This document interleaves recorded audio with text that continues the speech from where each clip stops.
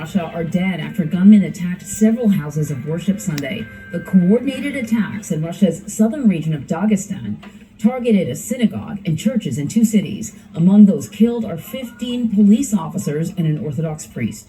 CBS News senior foreign correspondent Charlie D'Agata has the story. An eyewitness captured one of the shootouts. Gunmen opening fire at a police traffic post, turning the streets of the capital Makhachkala into a bloodbath, bursting into a Russian Orthodox church, shooting parishioners and a priest. In coordinated, simultaneous attacks, armed assailants also opened fire on a synagogue 75 miles south in the coastal city of Derbent, then setting the building on fire. The city is home to a small and ancient Jewish community. Investigation officials say at least 15 officers were killed, and the priest of the Orthodox Church, who officials described as brutally murdered.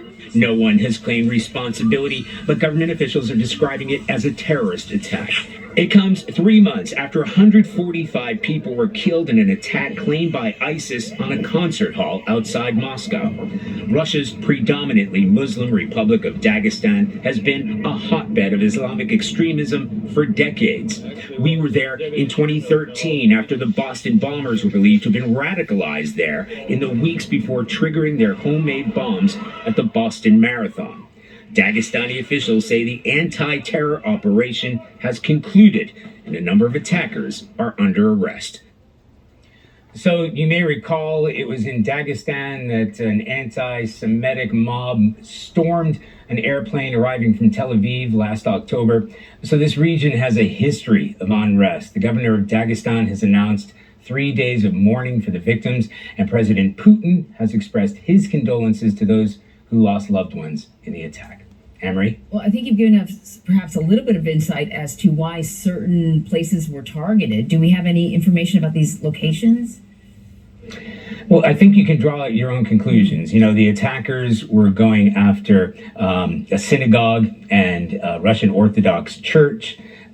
With the history of Islamic extremism in that region, the Russian government say they have identified the attackers.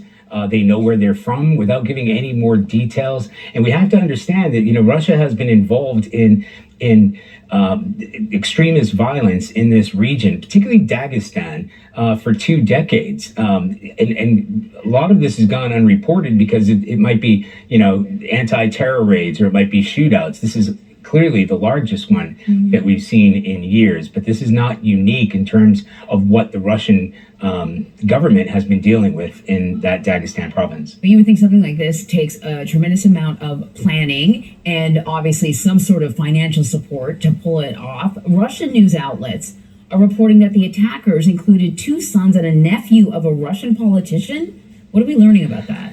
Yeah, you know, first of all, we have to pin all of this, as you said, on local Russian media reports. But they've identified a person who does exist. His name is Magomed Amorov, and they say that his sons, Osman and Adil, were both killed in these attacks. And yes, he is a local, we say Russian politician because it's governed by Russia, but this is in Dagestan itself. And he has been detained. Again, that goes to local reports.